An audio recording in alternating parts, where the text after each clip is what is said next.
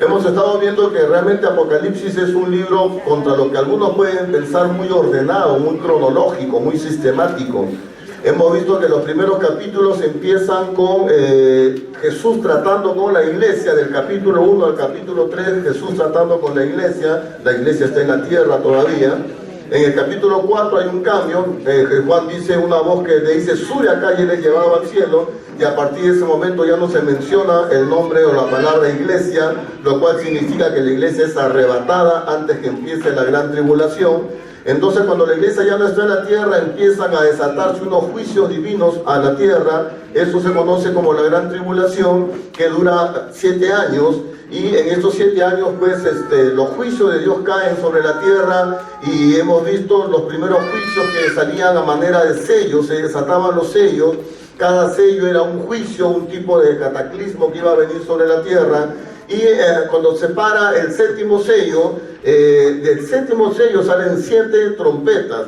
Esto indica que es una sola cosa realmente, porque sale de los sellos, pero se va intensificando.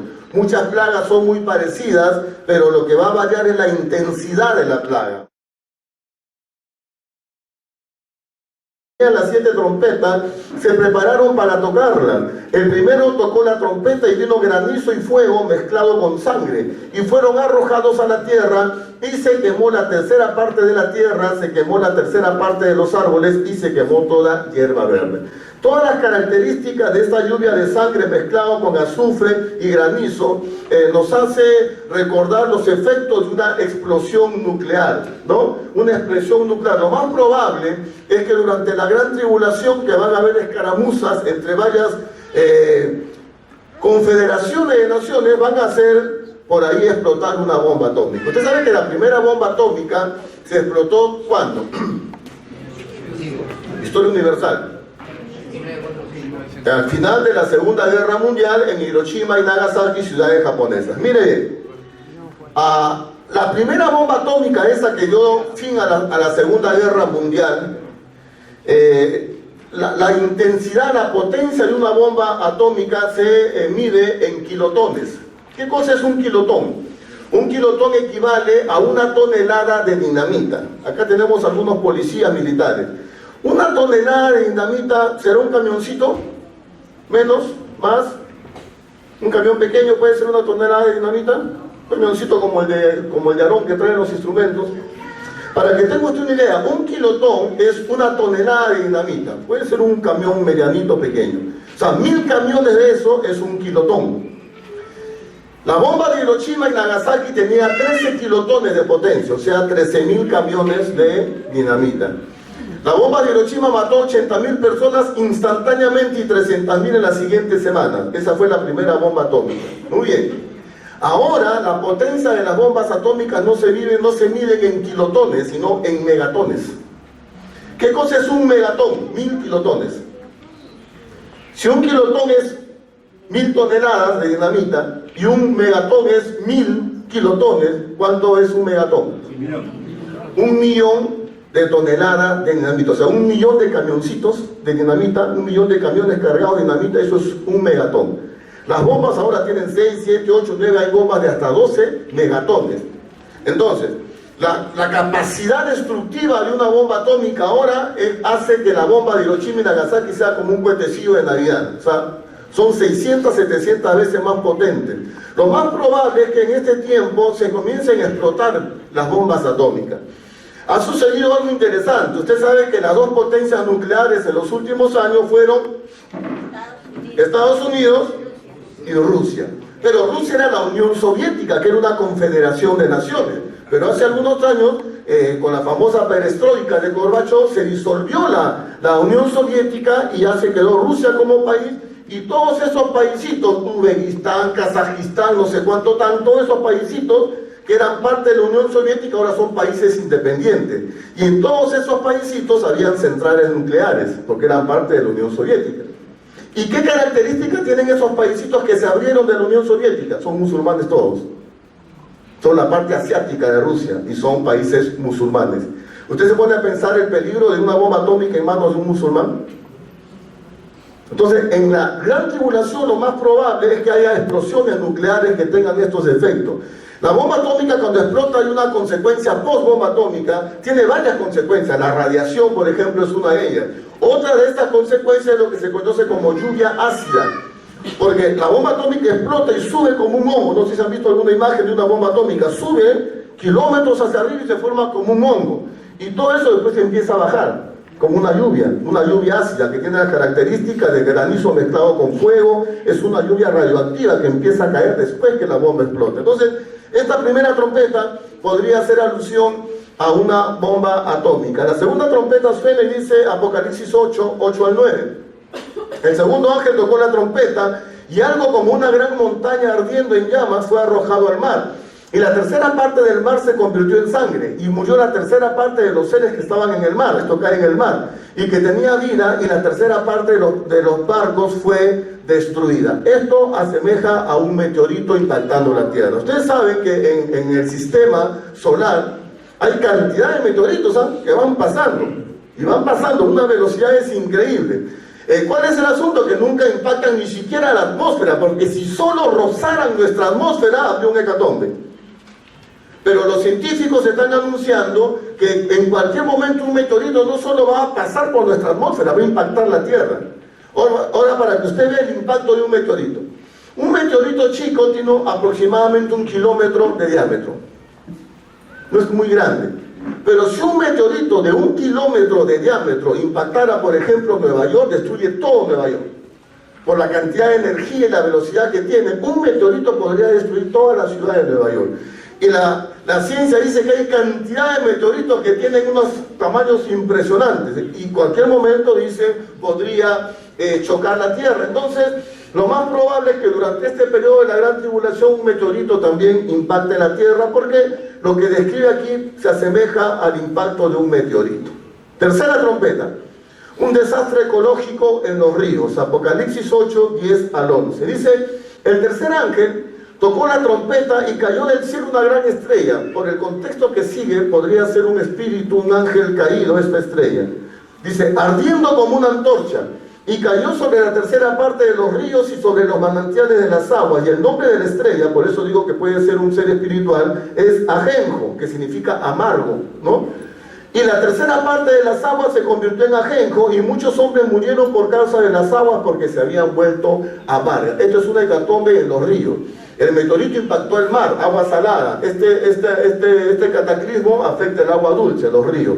Es un tiempo de tremenda catástrofe que ya los científicos van anunciando, porque están estudiando cómo se va moviendo el tema de la geología de la Tierra, por los movimientos que hay dentro del sistema solar, y todo esto está anunciado no por biblistas, sino por científicos. Pero la Biblia ya lo dijo hace 2000 años, esto va a ocurrir. ¿Cuándo? En ese periodo de tiempo llamado la Gran. Y es un periodo de 7 años donde la iglesia no está en la tierra. Los cristianos verdaderos fueron arrebatados antes.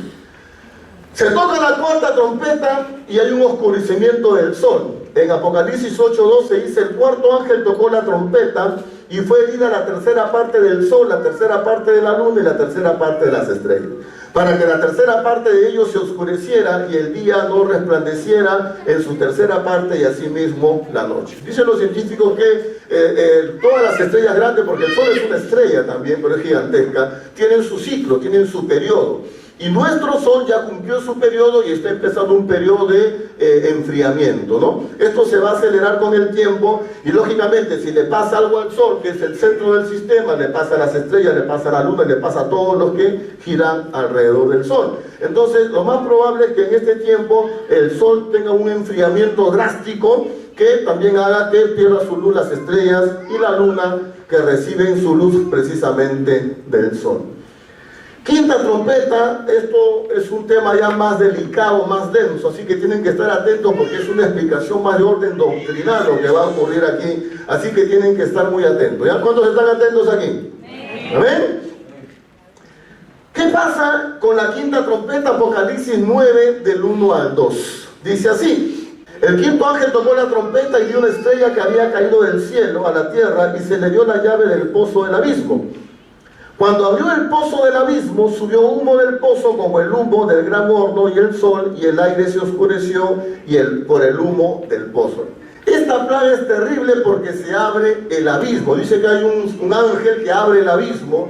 Entonces surge la pregunta, ¿qué cosa es el abismo? Porque es tan dramático y tan terrible lo que pasa cuando se abre el abismo, que hay que ver qué cosa es el abismo. Entonces vamos a ver, ¿qué cosa es el abismo? Podríamos definir el abismo como una prisión demoníaca donde cierto tipo de demonios han sido encerrados. Nosotros sabemos que cuando Satanás cae con la tercera parte de los ángeles, ¿verdad? Esos ángeles se convierten ¿en qué? En demonios. Los demonios son ángeles caídos. Han sido ángeles, el mismo Satanás ha sido ángel, un querubín. Entonces, y sabemos por la Biblia que los demonios están en los aires, están moviéndose por aquí, entonces de cuando en cuando fastidian a la gente, los que hacen ouija, los que practican espiritismo, Charlie, lo que usted quiera que invoquen, viene un demonio, no viene un alma de una persona que murió. Las almas no pueden venir a este mundo, ojo. Las personas que murieron, las almas de esas personas no pueden tener acceso al mundo físico. Eso es lo que enseña la Biblia. Entonces, ¿qué es lo que se mueve cuando dice una casa en pena, que vio un alma de un niño? Todos son puras manifestaciones demoníacas. Los que se mueven en el aire son demonios, ángeles caídos. Y sabemos que los ángeles caídos, los demonios, se mueven aquí y están, pues, algunas gente son endemoniadas, son atormentadas por demonios. Pero hay un cierto tipo de ángel caído, de demonio, que no está en el aire, sino que está preso. Están encerrados en una prisión demoníaca que se llama el abismo. Y vamos a ir viendo un poquito. Hay demonios que actúan en la tierra, pero hay otros demonios que por su peligrosidad están encerrados en una prisión. Son tan peligrosos que Dios tuvo que encerrarlos. Y hay otros demonios que también son peligrosos, pero no tanto, que son los que están obrando en la tierra ahora, en todos aquellos que abren puertas a través del esoterismo, la magia, la brujería, la invocación de espíritus y todas cosas semejantes. Ahora, hay un pasaje en Lucas 8, 31 y 32 donde Jesús se encuentra con un endemoniado gadareno. ¿Recuerdan? ¿Cuántos demonios tenía este hombre? Aproximadamente 2000. Una legión romana tenía mínimo 2000 soldados. Así que este endemoniado tenía como 2000 demonios. Está endemoniado hasta el tuétano. Cuando Jesús los confronta, dice así: y le preguntó Jesús, Lucas 8, 31 al 32, y le preguntó Jesús diciendo, ¿cómo te llamas? Y él le dijo, Legión, porque muchos demonios habían entrado en él. Y le rogaban, estos demonios, hablando a través del endemoniado, le rogaban que no los mande ¿a dónde? No querían ir al abismo. ¿Por qué? Porque el abismo es una prisión, donde no pueden salir temporalmente, están encerrados. Entonces tenemos ahí una mención del abismo. En el mismo libro de Apocalipsis, más adelante, cuando Jesús viene a la tierra, encarcela al diablo y lo manda también al abismo. Apocalipsis 20, 1 al 3 dice: y vi un ángel que descendía del cielo con la llave del abismo y una gran cadena en la mano, y prendió al dragón. ¿Quién es el dragón? La serpiente antigua, el diablo o Satanás. Son nombres diferentes del mismo personaje. Diablo, engañador en griego; Satanás, adversario en hebreo. Es lo mismo, el diablo. Lo prendieron y lo ató por 1000 años. ¿Y lo arrojó ¿dónde? Al abismo. Entonces el abismo no es el infierno. El infierno es una prisión donde no pueden salir, es permanente. El abismo es una prisión temporal. Entonces no es el infierno. Aquí el diablo es arrojado temporalmente al abismo y lo encerró y puso su sello sobre él para que no engañase más a las naciones hasta que fuesen cumplidos 1000 años. No es una prisión permanente, solamente le va a durar 1000 años esa condena al diablo y después va a ser arrojado al infierno.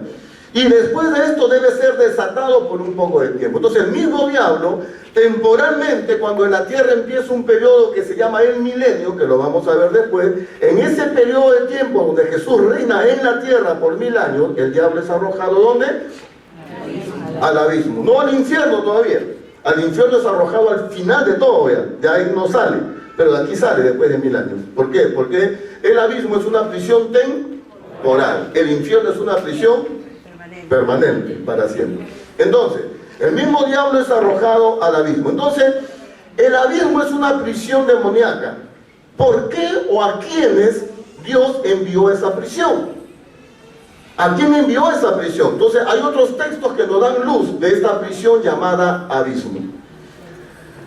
Pedro habló de eso en 2 de Pedro 2.4. Mire, en 2 de Pedro 2.4 dice: porque si Dios no perdonó a los ángeles que pecaron, ¿de qué ángeles está hablando ahí? Los que se rebelaron con Satanás, ¿no? Porque si Dios no perdonó a los ángeles que pecaron, sino que arrojándolos al Tártaros.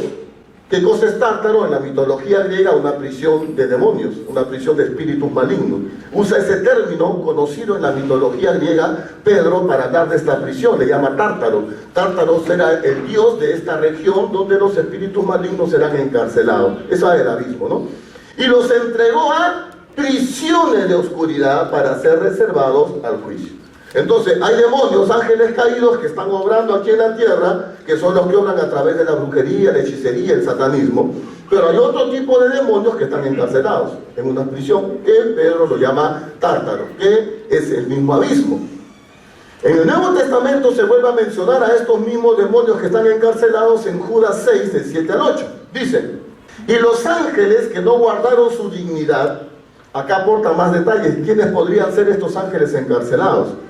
Sino que abandonaron su propia morada, los ha guardado bajo oscuridad en prisiones eternas, para el juicio del gran día. O sea, están reservados para los últimos tiempos, que es lo que está mencionando Apocalipsis. Pero compara, mire, el pecado de estos ángeles que están presos en estas prisiones, los compara ¿con quién?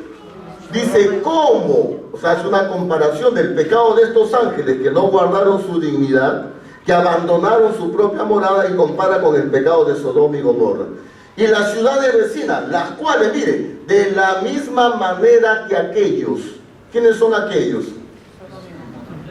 Los ángeles caídos. Está hablando que el pecado de Sodoma y Gomorra era de la misma manera que el pecado de estos ángeles. O sea, está comparando la misma naturaleza del pecado. De la misma manera que aquellos, ¿qué hicieron? Habiendo fornicado e ido en pos de vicios contra naturaleza, fueron puestas, por ejemplo, sufriendo castigo del fuego eterno. ¿Cuál fue el pecado de Sodoma y Gomorra? El homosexualismo, que es un pecado contra natura, es antinatural, contra lo que Dios ordenó. ¿Cuál es lo natural? Un hombre con una mujer, es lo natural. Por eso de esa relación que surge, vida. ¿Qué surge de la relación de un hombre con una mujer? Vida. ¿Qué surge lamentablemente de la relación de un hombre con un hombre? Sida. El fruto demuestra cuál es la naturaleza, ¿no es cierto? Entonces, compara el pecado de Sodoma y Gomorra, que fue un pecado de orden sexual, de tratar de cambiar el orden natural de la sexualidad, y compara el pecado de Sodoma y Gomorra con el pecado de estos ángeles que están guardados en prisiones. O sea, que lo más probable es que los ángeles que están guardados en el abismo, presos en el abismo, son ángeles que intentaron hacer un tipo de relación sexual contra natura, es decir, ángeles con seres humanos. En el mundo de la hechicería, del satanismo, hay dos términos, incubo y subcubo. La gente que está metida en satanismo sabe que hay gente que tiene experiencias espirituales sexuales con demonios, le llaman incubo y subcubo. Entonces esto es normal en el satanismo. Hay cierto tipo de ángeles caídos, demonios, que obran en el área de la depravación sexual. Y no solamente el homosexualismo, sino todo orden de depravación sexual que quieren quebrantar el orden natural del sexo. Dios estableció el sexo entre un hombre y una mujer dentro del matrimonio, y como consecuencia se engendran hijos que prolongan la raza humana. Ese es el orden natural de Dios. Toda otra variante sexual, llámese homosexualismo, lesbianismo, travestismo, bisexualismo, pansexual, sadomasoquista, zoófilo, necrófilo y todita la gama de orientaciones sexuales son distorsiones del orden natural para la sexualidad. Entonces, estos ángeles, demonios, ángeles caídos, parece que tuvieron un tipo de pecado que tuvo que ver con el área sexual. Atando cabos, entonces, esto nos lleva al famoso Génesis 6.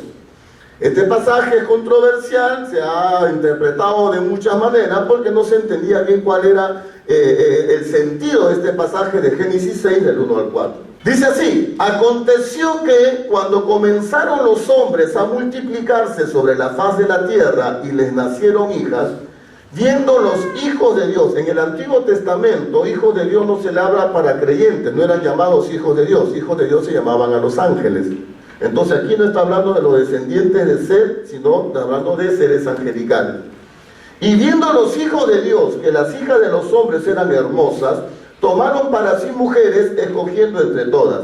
Y dijo Jehová: no contenderá mi espíritu con el hombre para siempre, porque ciertamente él es carne, mas serán sus días 120 años.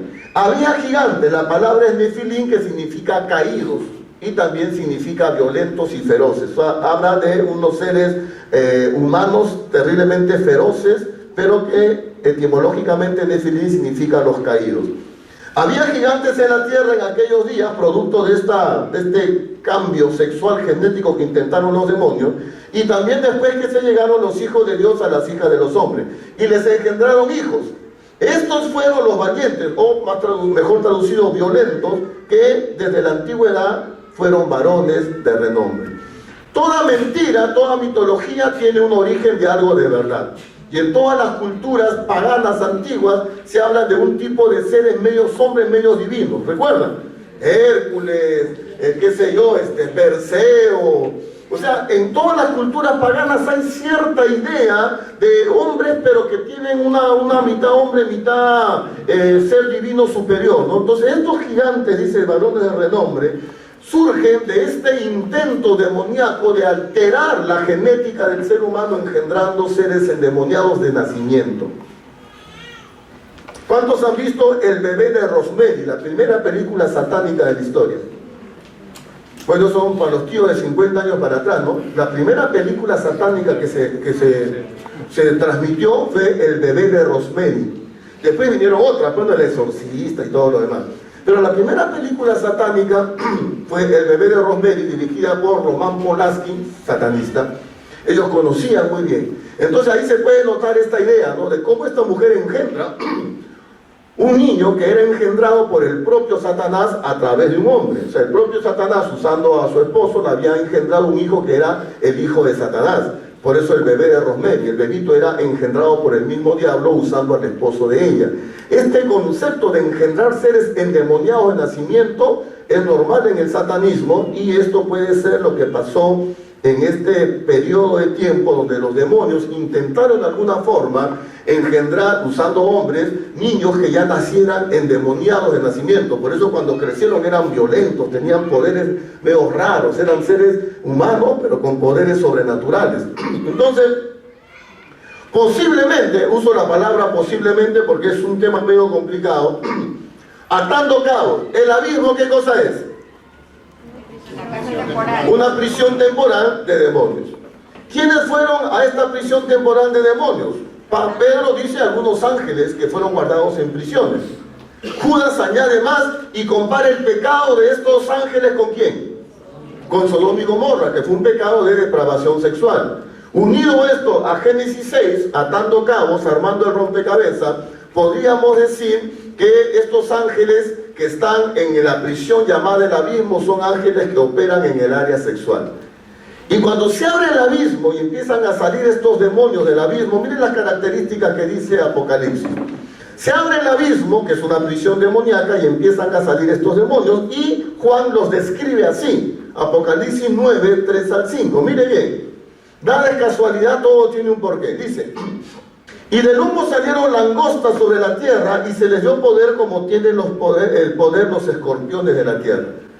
Hemos dicho del primer día que al Apocalipsis se interpreta a la luz de lo que dicen los otros libros de la Biblia. Y en los otros libros de la Biblia, escorpiones y langostas se usa como figura de demonios. Así que estos son demonios. Y se les mandó que no dañasen a la hierba de la tierra, ni a la cosa verde alguna, ni a ningún árbol, sino solamente a los hombres que no tuviesen el sello de Dios en su frente. Mira, y les fue dado no que los matasen, sino que los atormentasen. Esta palabra atormentar es la palabra que siempre se usa para un tormento espiritual ocasionado por un demonio. O sea que es un tormento espiritual ocasionado por demonios. Y su tormento era como tormento de escorpión cuando hieren al hombre. Escorpión, langosta son símbolos de demonios en la Biblia. O sea que esta prisión llamada abismo se abre y salen estos seres demoníacos que fueron encarcelados, posiblemente los mismos de Génesis 6. Ahora, Cuando empieza a describirlo, dice así: el aspecto, mire, la palabra semejante a la que está tratando de hablar humanamente, algo que es sumamente espiritual, difícil de explicar, lo quiere explicar con palabras humanas, por eso usa la palabra semejante. El aspecto de las langostas era semejante a caballos preparados para la guerra. En las cabezas tenían como coronas de oro. Miren, sus caras eran como cara de hombre, pero cabello de mujer. Sus dientes eran como leones, tenían coraza de hierro, y el ruido de sus alas era como el estruendo de muchos carros de caballos corriendo para la batalla. Este dato es interesante. ¿Por qué lo pone? Dice que tenían cara de hombre, pero cabello de mujer.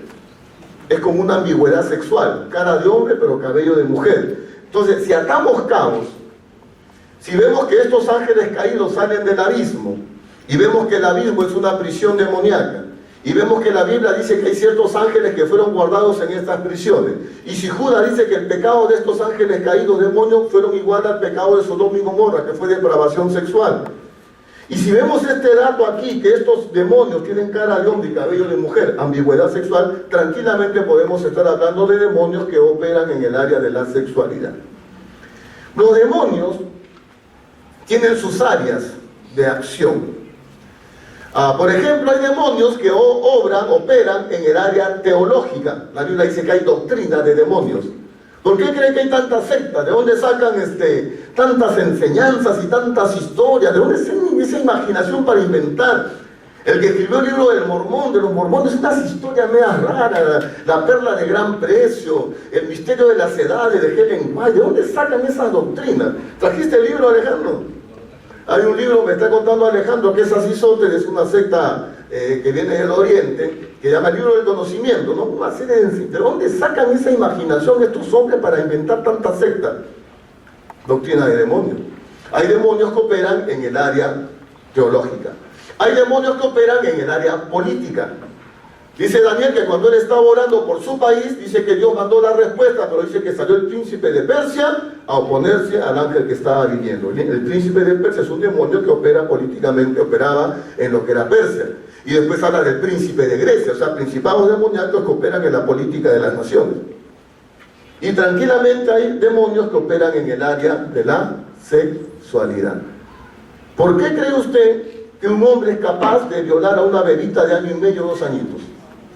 ¿Qué atracción sexual puede tener una niñita de 1 año y medio? ¿Qué atracción sexual le puede ver? Entonces la gente dice: este hombre está loco. No está loco, está endemoniado, es demoníaco. Miren, en Europa hay prostíbulos para zoófilos. ¿Saben lo que es la zoofilia? Relaciones sexuales con animales. Entonces en España, en Alemania hay, la gente va, paga su dinero y tiene relación con un caballo, con un perro, con lo que sea. Y la gente paga por tener relaciones sexuales con animales, es la zoofilia, es fuerte. ¿Cómo un ser humano puede tener relaciones sexuales con un animal? En Alemania ya un hombre ha pedido derecho a un juez para casarse con su perra porque dice que ama a su perra. Lógico, si ya establecieron que el matrimonio hombre-mujer no es el único modelo, si abrieron puertas para el matrimonio homosexual, al otro paso hay solamente 1 centímetro de distancia. Ya, pues, yo amo a mi perra, pues es mi opción sexual, es mi derecho. No le hago daño a nadie, la amo, quiero casar. Ha pedido el alemán. En Australia otro hombre ha pedido también derecho para casarse con su perra. Entonces hay unas depravaciones sexuales terribles, la promiscuidad sexual, las aberraciones, sadomasoquismo, está corriendo el sadomasoquismo por todo el mundo. Esta película 50 sombras de Grey, que es producto de un libro, ha hecho que el sadomasoquismo se extienda. Como hay gente que tiene vacío, como hay gente que no tiene paz en el corazón porque no tiene a Cristo, andan buscando algo nuevo que los llene y entran en una serie de depravaciones sexuales. Y tranquilamente hay demonios que operan en el área sexual, distorsionando el orden divino para el sexo. El sexo no es una invención del hombre, Dios lo inventó en el matrimonio para el hombre y la mujer dentro del matrimonio. Ese es el modelo de Dios. Toda otra distorsión ya viene del maligno. Entonces, para resumir esta plaga, en este tiempo de la gran tribulación, esta prisión demoníaca llamada abismo, donde parece ser que hay un tipo de ángel diferente que está encerrado ahí, porque tienen un tipo de operación en el área de la sexualidad, estos demonios van a ser liberados y van a empezar a moverse atormentando a la gente que esté en vida durante la gran tribulación. Esta es una de las plagas de la gran tribulación, la 5ª trompeta. Muy bien. La 6ª trompeta Dice así, Apocalipsis 9, de 13 al 26. El sexto ángel tocó la trompeta y oí una voz entre los cuatro cuernos del altar de oro que estaba delante de Dios, diciendo al sexto ángel que tenía la trompeta, desata a los cuatro ángeles que están atados junto al gran río Éufrates. Y fueron desatados los cuatro ángeles que estaban preparados para la hora, día, mes y año, a fin de matar a la tercera parte de los hombres. Y el número de los ejércitos de los jinetes era 200 millones, yo oí su número. Ahora, miren, Juan está hablando hace 2000 años atrás. Hace 2000 años atrás, pensar en un ejército de 200 millones, en un ejército de 200 millones era impensable. Estamos hablando hace 2000 años atrás, donde se calcula que la población de todo el planeta a la justa pasaba de los 1000 millones. Pero acá habla de un ejército de 200 millones, era inconcebible. 10, 20 años atrás no existía un ejército de 200 millones en ningún lado del mundo. Ahora sí. Ahora, no después, ahora ya China tiene un ejército de 200 millones de soldados. Ahora, ya lo tiene. ¿Cuánta población tiene China? 1.500. 1.400 millones. Están llegando casi a 1.500 millones de habitantes. Están en una explosión. Y eso que controlan, ¿eh? Porque hay derecho para tener un hijo. El que tiene más de un hijo paga multa. Pero aún así están aumentando la población. De cada 5 personas en el mundo, uno es chino. De cada 5 niños que nacen en el mundo, uno es chino. Así que si usted tiene 4 hijos y le sale un quinto, tenga cuidado que le sale chino. Porque de cada 5 el quinto es chino, ¿verdad? Ya sale chino. Entonces, posiblemente lo que va a ocurrir aquí es una invasión de China a la Tierra Santa. Todo gira en torno a Israel. Todas las invasiones de este tiempo, hay una invasión rusa con países árabes, todo es por el control de la Tierra Santa. La tercera guerra mundial va a ser por el control del Medio Oriente. Las 2 primeras guerras mundiales fueron por un control de Europa. La Biblia dice que la tercera guerra mundial, llamada Armagedón, va a ser por el control del Medio Oriente. Eso fue dicho hace 2000 años, y ahora la papa caliente, ¿dónde está? En el Medio Oriente. O sea, se está cumpliendo la profecía de tal forma que la historia va a acabar donde empezó, en el Medio Oriente. La historia empezó donde ahora es Irak. Ahí estuvo el jardín del Edén. Ahí va a terminar, en toda esa región. Ahora, tengan cuidado y lea con atención las noticias que vienen de China. China es un protagonista profético de los últimos tiempos. Mire, le hablo de hace 10, 15 años atrás. Hay un columnista del comercio que se llama Farid Kahat, es un internacionalista muy agudo para ver el futuro, políticamente hablando, y él escribió un artículo que se llamaba así: China, el león dormido. 2 puntos. El día que saque la garra, el mundo va a temblar, decía. China, el león dormido. El día que saque la garra, el mundo va a temblar. Y ahí hablaba que China tiene un problema, que tienen una producción enorme, producen millones y millones de todos los productos que usted se puede imaginar. Entonces han invadido los mercados mundiales con sus productos comercialmente hablando. Pero ¿qué va a pasar? Va a llegar a un momento donde van a tener una sobreproducción que no la van a poder vender comercialmente, van a tener que imponerla. Eso decía Cajal. Todas las guerras que han habido en la antigüedad han sido por intereses económicos. Ninguna guerra ha sido por motivos patrióticos ni por motivos políticos, ninguna. Todas las guerras fueron por motivos económicos, incluyendo la independencia. Algunos creen que la guerra de la independencia de Perú fue la patria, no, fue intereses. Inglaterra quería comerciar con las colonias. España había establecido un monopolio sobre las colonias de Sudamérica. Inglaterra es la otra potencia que competía con España. No podía comerciar. ¿Qué hacemos? Hay que liberarlos. ¿Por qué hay tanto inglés peleando en nuestra independencia? Cochrane, O'Higgins, ¿por qué pelearon aquí? San Martín era soldado del ejército inglés. En Inglaterra, liberando a las colonias, ¿para qué? Para después comerciar con ellas. Todas las guerras han sido económicas. Y China tiene un problema económico, porque va a haber un momento donde va a tener que imponer sus productos. Eso es guerra. Entonces, todos los analistas coinciden que China en los últimos años ha estado agazapado, ¿no? Pero en los últimos tiempos, China va a sacar la garra. Así que posiblemente esto sea una invasión china a la Tierra Santa. Esta es la sexta trompeta. Cuando suena la séptima trompeta, empiezan a derramarse los cuernos de ira, 7 plagas más, pero eso lo vemos en la próxima semana. Termino con esto. Son momentos de plagas, son momentos de ira de Dios, son momentos de cataclismo para el ser humano, para la tierra. Es el momento donde Dios ejecuta juicio para un mundo que le dio la espalda. Son los momentos más críticos de toda la historia de la humanidad. Por eso le llaman la gran tribulación, la grande. Megatripsis, dice en el griego. Es un megatripsis, una aflicción como nunca antes habido. En esos momentos, en esos 7 años de gran tribulación, se derrama la ira de Dios sobre el hombre que le dio la espalda. Pero miren la actitud de los hombres. Esto es lo que así termina el capítulo 9. Después del meteorito, después de la bomba atómica, después de todos los cataclismos que hemos visto, miren lo que dice capítulo 9, versos 20 y 21. Y los otros hombres que no fueron muertos con estas plagas, todas las plagas que hemos visto, ni aún así se arrepintieron de las obras de sus manos, ni dejaron de adorar a los demonios, ni a las imágenes de oro, de plata, de bronce, de piedra, de madera, las cuales no pueden ver, ni oír, ni andar. Y no se arrepintieron de sus homicidios, ni de sus hechicerías, ni de su fornicación, ni de sus hurtos. Es decir, la gente de este tiempo está viendo que es ira de Dios por el pecado y no les da la gana de arrepentirse. Este es el pecado terrible de la raza humana, que no quieren arrepentirse. Y antes de cerrar con esto, quiero llamar la atención sobre esta parte de acá, que dice que no dejaron de adorar a los demonios. Por lo tanto, en los últimos tiempos la adoración satánica va a ser algo abierto. Toda la vida ha habido culto a Satanás camuflado, ¿no? A través de hechicería, brujería, cartomancia, culto a Satanás a través del rock metálico, una cosa media camuflada, ¿no? Pero en los años 60 apareció un señor llamado Michael Aquino, que escribió la primera, y lo que es la base ahora, la Biblia satánica.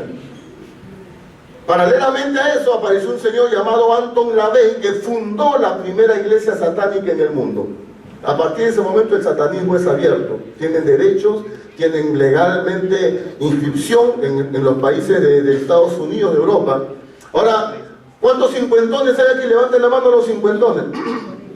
Comienzan. Escúcheme bien los cincuentones. Para hacer el primer culto oficial del satanismo moderno, para hacer el primer culto oficial del satanismo, alquilaron un hotel. El Hotel California. El Hotel California fue alquilado para hacer el primer gran culto oficial satánico. El grupo Las Águilas compuso una canción en memoria de esa noche maravillosa donde hicieron su primer culto a Satanás. La canción se llama Hotel California. Así que los cincuentones que han bailado con esa canción y creen que, ay, qué linda la letra, esa noche inolvidable que estuvimos ahí, están hablando del culto satánico que se hizo en ese hotel, por si acaso. Entonces, el satanismo ahora es oficial y es normal y está abierto. Hay sacerdotes satánicos que salen abiertamente. Usted va por algunos lugares de Estados Unidos y así como dice iglesia evangélica, dice iglesia satánica, abiertamente, porque el satanismo está abierto, pero eso es profético. Apocalipsis habla que ya en los últimos tiempos la gente adora a los demonios abiertamente, no encubiertamente, sino abiertamente. Pero cierro con esto. El pecado del hombre, su soberbia de no querer arrepentirse. Dice aquí, y los otros hombres que no fueron muertos con estas plagas, ni aún así se arrepintieron de las obras de sus manos. Y por acá dice, y no se arrepintieron. Un mensaje fundamental del Evangelio, un mensaje fundamental que esto algunas iglesias se están olvidando. Algunas iglesias predican un mensaje más o menos así y parece muy bíblico, pero escúcheme bien. Algunas iglesias predican este mensaje: ven a los pies de Jesús, Él te ama, Él te va a resolver todos los problemas, te va a prosperar, te va a bendecir. Dios tiene un plan maravilloso para tu vida. Ven a los pies de Jesucristo, todo te va a ir bien. Ese es el mensaje que predican y se llenan de gente, porque ¿quién no quiere escuchar un mensaje así? Sin embargo, el primer mensaje del Señor Jesucristo no dijo: ven a mí, todo se va a arreglar. Cuando Cristo empezó su ministerio salvador en el mundo, su primer mensaje fue este: arrepiértanse y crean en el Evangelio. El mensaje de Jesucristo es un mensaje de arrepentimiento, que es lo que no se predica en la iglesia del siglo XXI. Y los primeros que tienen que arrepentirse son los que se llaman cristianos. Arrepentirse de su frialdad, de su falta de fe, de su tibieza, de su falta de compromiso. Los primeros que deben arrepentirse son los que se hacen llamar cristianos a sí mismos y no tienen un compromiso con el Señor. Aquellos que juzgan a otros y no son capaces de reconocer sus propias faltas. Aquellos que cuando les hacen ver sus faltas culpan a otros, se victimizan. Arrepentimiento significa reconocer, entender, estoy mal. Tengo áreas que están mal en mi vida, no puedo seguir así. Estoy desagradando a Dios, me arrepiento, Señor, perdóname. Ayúdame a mejorar. El que no quiere arrepentirse dice, lo que pasa es que fulano tiene la culpa, mengano tiene la culpa, yo no soy malo en realidad, lo que pasa es que tengo algunos defectitos, los demás no me entienden. Mentira. Cada uno dará cuenta a Dios de sí mismo, dice la palabra. Usted es responsable de su vida, usted es responsable de lo que hace delante de Dios. Y hoy es un día de arrepentimiento para la iglesia, porque usted ha pecado contra Dios y yo también. Y no culpemos a nadie, y no le tiremos la pelota a nadie. Usted tiene cuentas que arreglar con Dios, yo también. Y la soberbia del ser humano hace que se justifique a sí mismo, culpe a todos los demás y no reconozca sus errores. Y no reconozca su pecado. Yo he fallado. Yo estoy mal. Perdóname, Señor, me arrepiento. Usted tiene que arrepentirse esta mañana. Yo no sé de qué, pero tiene que arrepentirse. Yo también. Porque estamos viviendo los tiempos previos a la venida de Cristo y muchos de nosotros estamos así sonceando y jugando y no nos estamos metiendo en serio con el Señor. Así que nos vamos a poner de pie en esta mañana y le voy a pedir al Espíritu Santo que trate con usted y conmigo. Usted tiene que arrepentirse. ¿De qué? No sé. Usted sabe y Dios sabe. Pero vamos a cerrar nuestros ojos y vamos a entrar a la presencia de Dios.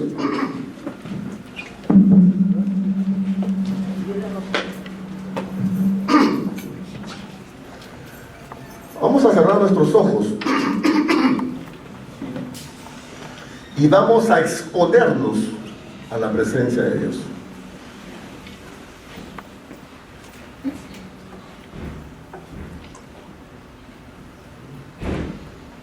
Lo primero que usted tiene que hacer, yo también, es dejar de cerrarnos pensando que estamos muy bien. Usted no está bien, mi hermano, yo tampoco. No estamos bien. No se crea más de lo que es realmente. Abra su corazón en esta mañana. Porque dice la Biblia que el arrepentimiento según Dios, la tristeza según Dios, produce frutos de arrepentimiento. Deje de culpar a otros, deje de justificarse, deje de victimizarse, deje de poner pretextos. Espíritu Santo de Dios, tú me conoces. Y tú conoces a cada persona que está en este lugar. Y tú sabes de qué tenemos que arrepentirnos, Señor. Hemos pecado contra el cielo y contra ti. Nuestro corazón se ha llenado de basura, de porquería, Señor. Nuestros ojos, nuestra mente, nuestros labios, nuestras manos. Hemos pecado contra ti sin atenuantes. Espíritu Santo de Dios, obra en esta mañana, Señor. Tu palabra dice que tú convencerás de justicia, de pecado y de juicio. Convéncenos. ¿Cuántos de nosotros pensamos que estamos muy bien y son los demás los que están mal? Yo no. Yo estoy bien. Los demás no me entienden. Los demás no me comprenden. Los demás están mal. Yo estoy bien. Eso es lo primero de lo cual tienes que arrepentirte en esta mañana. De culpar a otros y evadir tu responsabilidad con tu propia vida. Tú eres responsable por tu vida, nadie más. Dejemos de justificarnos, dejemos de defendernos. Abre tu mente en esta mañana, abre tu corazón para que Dios te muestre. Espíritu Santo, muéstranos como un espejo toda nuestra fealdad, Señor. Toda la suciedad de nuestra mente, de nuestro corazón, de nuestra vida. Porque contra ti hemos pecado, Señor. Yo predico esta mañana un mensaje de arrepentimiento, Padre. Yo soy el primero en reconocer que no soy lo que debería ser. Yo soy el primero en arrepentirme en esta mañana, Señor. Perdóname. Límpiame, Señor. Lávame. No permitas que me acostumbre a vivir pecando sin tener conciencia. No permitas que sea normal en mi vida el pecado, Señor. No permitas que me engañe. No permitas que me justifique viendo el pecado de otros y no viendo el mío. Perdóname, Señor. No permitas que sea normal en mi vida el pecado. No, que lo aborrezca como tú lo aborreces, porque tu palabra dice ser santo, porque yo soy santo.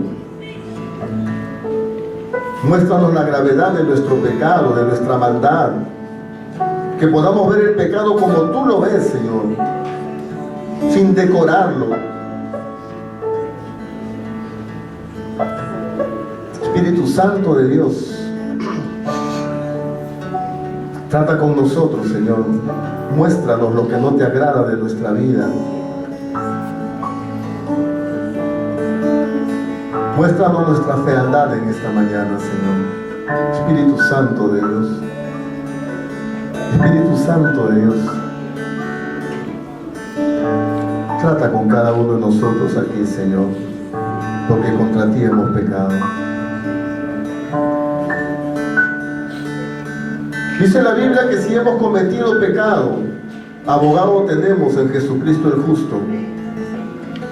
Y dice la Biblia que la sangre de Cristo nos limpia de todo pecado. Pero para tener esta limpieza primero hay que reconocer que hemos pecado. No creas que eres tan bueno como tú piensas. Yo tampoco. Arrepiéntete en esta mañana. Sin buscar culpables, sin buscar excusas, sin buscar pretextos. Simplemente arrepiéntete. Yo me arrepiento, Señor, te pido perdón. No permitas que me engañe. No permitas que me autojustifique. Llevada mi responsabilidad, no lo permitas. Confróntame con mi pecado, Señor. Pero también en esta mañana, Padre, nos ponemos bajo la cobertura de la obra de Jesucristo en la cruz. Y esa sangre preciosa que nos limpia de todo pecado nos pueda limpiar. Límpiame a mí, papá. Cuánta maldad hay en mi corazón, Señor. Cuánta dureza, cuánta suciedad. Perdóname, límpiame, lávame. Nos arrepentimos en esta mañana, Señor. No nos dejes vivir en pecado. Confróntanos. En esta mañana límpianos, lávanos, purifícanos con hisopo y seremos más blancos que la nieve. Limpia nuestra mente, nuestro corazón. Limpia nuestra boca. Decimos como Isaías, somos gente de labios inmundos. Y tu palabra dice, Señor, que ese tizón del altar limpió la boca de Isaías. Limpia la nuestra también. Perdónanos, papá. Nos arrepentimos en esta mañana y nos volvemos a ti. Queremos empezar de nuevo, Señor. Gracias por lo que vas a hacer. La gloria y la honra es para ti, papito lindo, precioso. En el nombre de Jesús. Amén.